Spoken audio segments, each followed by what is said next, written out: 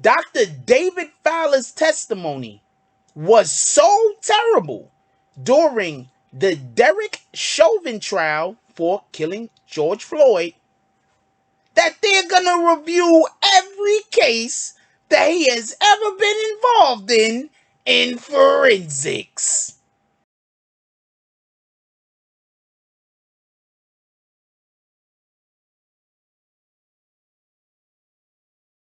Oh, Black Dynamite, I wish it was that simple, but this is much bigger than you and me.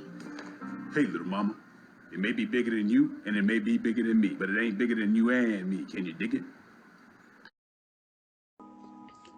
BBN Jack Frost. What's up, party people? Alright, so yeah. So apparently, Maryland's AG, Maryland's Attorney General, is going to review all of the cases done while the medical examiner that took the stand in Derek Chauvin case, Dr. David Fowler, was head of the forensics team there. Okay. Now, I don't know what to tell because none of this is funny. But I will say this, even though none of this is humorous, what I will say is you had to have seen this coming. Okay, so I'm gonna just basically break down my interpretation, or should I say, the way in which I see the events as they went. Basically, the attorney for Derek Chauvin said we need an individual to take the stand that's gonna co-sign things happen the way that we're saying that they're happening. So 9 times out of 10, what he did was he looked at all of the forensic scientists, or the people that work in the forensics in different precincts or whatever the case might be, and he looked at how they have done in court. You get what I'm saying? I'm not saying that he looked at how whatever their forensic stuff was, because what the hell do a lawyer know about forensics? You get it? He only knows what he's being told. You know what I'm saying? He ain't go to school for that, but he did go to school for law. So 9 times out of 10, he looked to see who took the stand, in to help the state or help the police get off after somebody died, and who did the best. And 9 times out of 10, the individual who he came up with that would actually take the stand for him was this Dr. Fowler dude, who took the stand and immediately did all of the wrong things. I'm just gonna say, first, just so we could be clear, he tried to, this is not funny, man, but he tried to say that the reason why George Floyd passed away, why he died, was because of carbon monoxide from the exhaust of the car, basically. And first of all, that's so laughable. But even if that was a thing, he was only down there because the police was holding him there. So that wouldn't even be a reason in order to not be found guilty. Just so we can be clear, in my estimation. Anyway, what happened was, after he took the stand and started doing all of this talking, like, I'm the expertness of the only experts. There was there was a letter that was written in less than 24 hours to the Attorney General's office of DC, signed by 431 doctors from around the country, saying this Fowler dude, what in the hell? And that's what started them to say, yo, look, now we have to look at some of the other cases in which he had, because obviously every year, every police department damn year has to be getting sued by somebody for a menagerie of different reasons, right?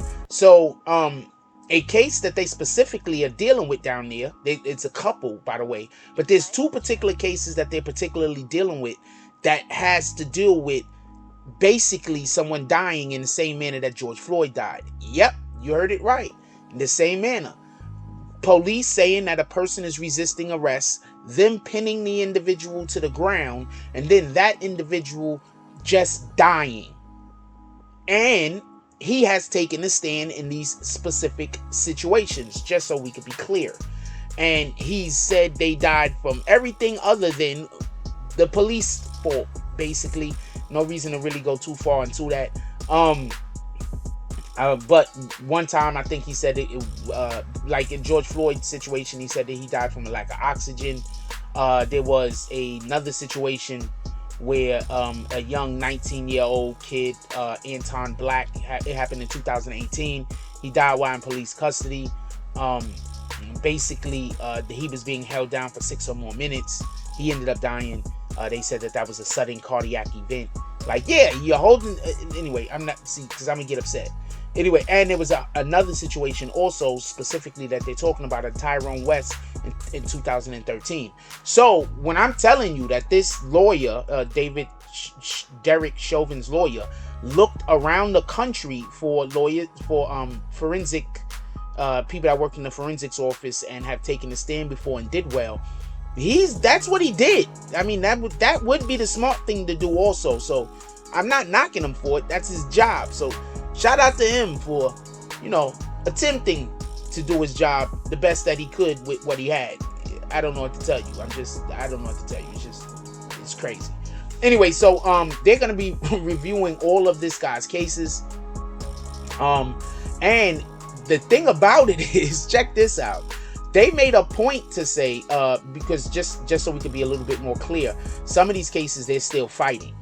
So they're still having to deal with some of these cases in court.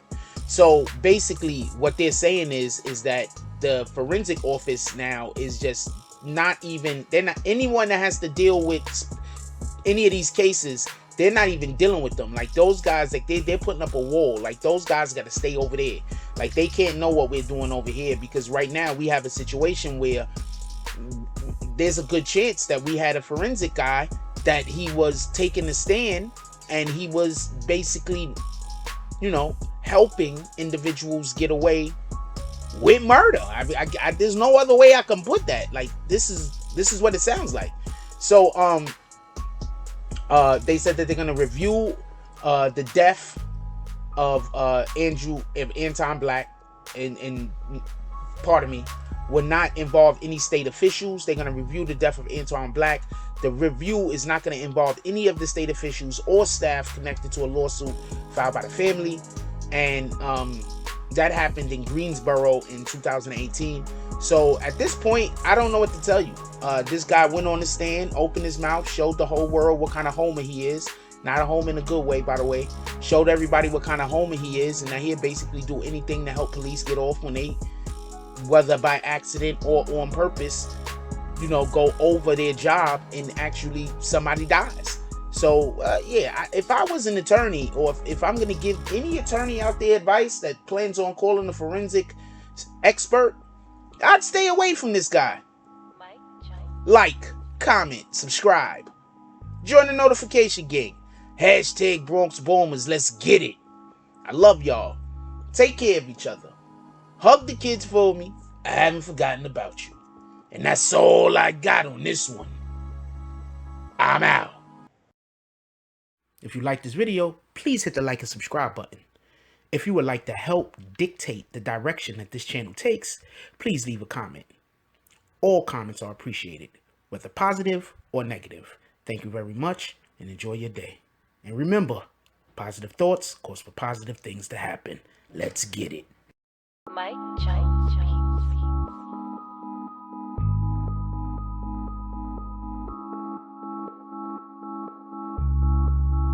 Oh, Black Dynamite, I wish it was that simple, but this is much bigger than you and me.